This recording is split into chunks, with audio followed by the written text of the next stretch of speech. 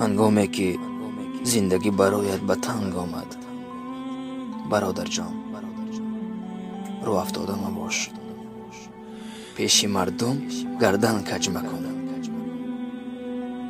حق به جانب نویسنده گوش بینداز برادر. پیش مردم کج مکن گردن که حیرانت کنند. پیش مردم کج مکن گردن که حیرانت کنند.